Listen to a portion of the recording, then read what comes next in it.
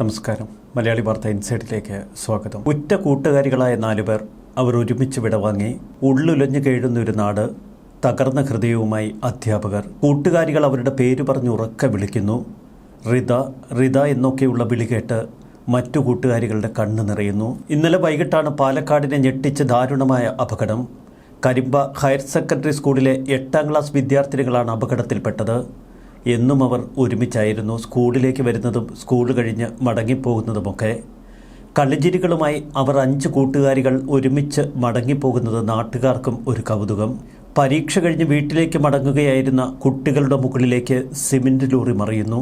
വലിയ പ്രതീക്ഷകളോടെയുള്ള ജീവിതത്തിൽ പെട്ടെന്ന് അപ്രതീക്ഷിതമായി എത്തിയ അപകടം. പക്ഷേ അതവരുടെ ജീവനെടുത്തു. വിദ്യാർത്ഥികളുടെ മൃതദേഹം വീടുകളിലെത്തിച്ചപ്പോൾ പൊട്ടിക്കരയുന്ന മാതാപിതാക്കൾ, കരളലിയിപ്പിക്കുന്ന രംഗങ്ങൾ. മാതാപിതാക്കളെയും സുഹൃത്തുക്കളെയും ഒക്കെ ആശ്വസിപ്പിക്കാൻ നാട്ടുകാരും കുടുംബക്കാരും ആവുന്നത്ര ശ്രമിക്കുന്നു. മൃതദേഹത്തിനടുത്തെത്തിയ ഹൃദയുടെ മാതാപിതാക്കൾ അവൾക്ക് മുന്നിൽ തളർന്നു വീണു. അവസാന യാത്രയ്ക്കായി ഒരുങ്ങുന്നതിന് മുൻപേ അവർ 4 കൂട്ടുകാരികളും അവരവരുടെ വീട്ടിൽ അവസാനമായി ഒരിക്കൽ കൂടിയെത്തി. ചേതനയറ്റ ദേഹം. ആശുപത്രിയിൽ നിന്ന് മൃതദേഹങ്ങൾ വീടുകളിൽ എത്തിച്ചതോടെ കരച്ചിൽ അടക്കിപ്പിടിച്ചു നിന്നവരും വിങ്ങിപ്പൊട്ടി. സാധാരണ കുടുംബങ്ങളാണ് 4 പേരുടെയും. അതുകൊണ്ട് തന്നെ അവരുടെ മാതാപിതാക്കൾ ഏറെ സ്വപ്നം കണ്ടിരുന്നു മക്കളെക്കുറിച്ച്. അപകടത്തിന് കാരണങ്ങൾ ഇനി പലതും നിരത്തും. റോഡിൻ്റെ അവസ്ഥ മുതൽ ലോറിയുടെ അവസ്ഥ വരെ വിശദമായി ഇഴകീരി ചർച്ച ചെയ്യും. എന്നാൽ ഇതിലൊന്നും പെടാതെ ലോറി ഡ്രൈവറൊക്കെ സുരക്ഷിതമായി രക്ഷപ്പെടും.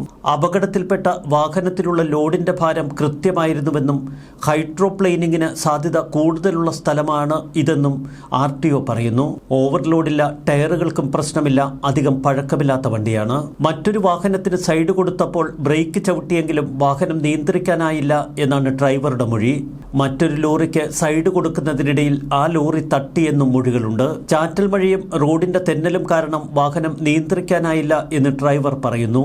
ഹൈഡ്രോപ്ലെയിനിങ്ങിന് സാധ്യത കൂടുതലുള്ള സ്ഥലമാണിത്. ലോഡ് ചെക്ക് ചെയ്തപ്പോൾ ബാക്കിയെല്ലാം ശരി. മുൻപ് ഒരുപാട് അപകടങ്ങൾ നടന്ന ഇടമാണ്.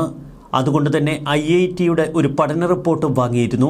അപകട മേഖലയിലെ പ്രശ്നം പരിഹരിക്കാനുള്ള നടപടികൾ സ്വീകരിച്ചു വരികയായിരുന്നു. ഇതിനിടയിലാണ് ഇപ്പോൾ ദൗർഭാഗ്യകരമായ അപകടമുണ്ടായത് എന്ന് RTO വിശദീകരിക്കുന്നു. പാലക്കാട്ടേക്ക് പോവുകയായിരുന്ന ലോറി സിമന്റ് ലോറിയിൽ ഇടിക്കുകയും തുടർന്ന് ലോറിയുടെ നിയന്ത്രണം നഷ്ടപ്പെടുകയുമായിരുന്നു എന്ന മൊഴി ഡ്രൈവർ നൽകിയിരിക്കുന്നു.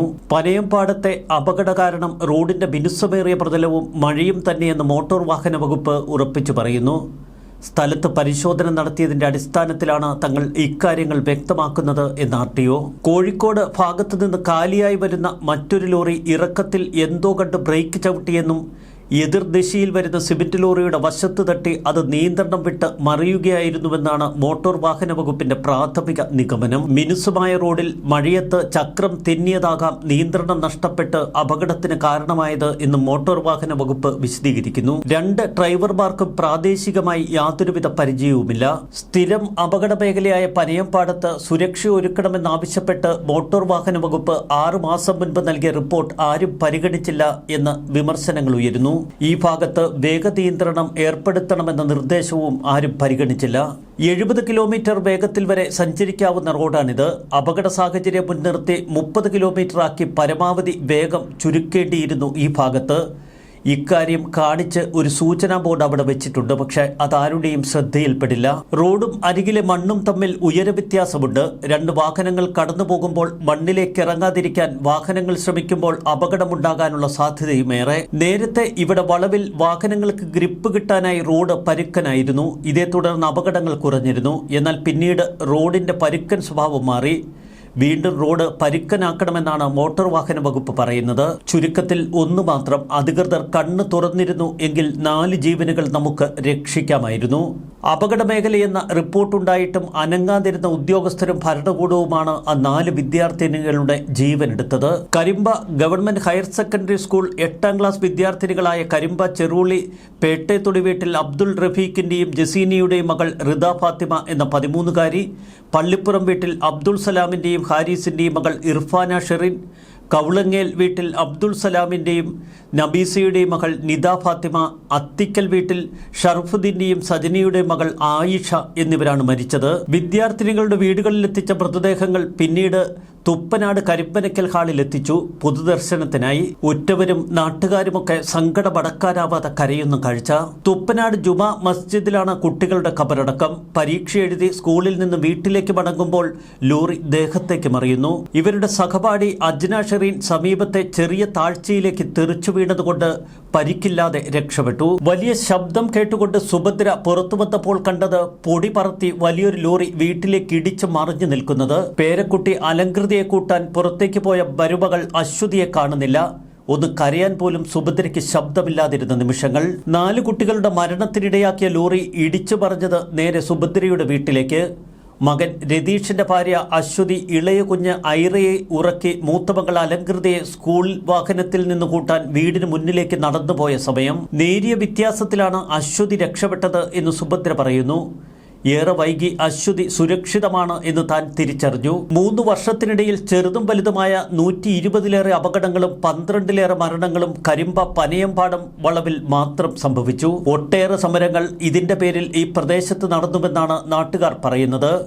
റോഡിന്റെ മിനുസമാണ് വില്ലനെന്ന് നിശ്ചയിച്ച് അധികൃതർ റോഡ് മാന്തി വരകളിട്ടു. മുന്നറിയിപ്പ് ബോർഡുകളും സ്ഥാപിച്ചു. ഇന്നലത്തെ അപകടത്തോടെ നാട്ടുകാർ മണിക്കൂറുകളോളം റോഡ് ഉപരോധിച്ചു.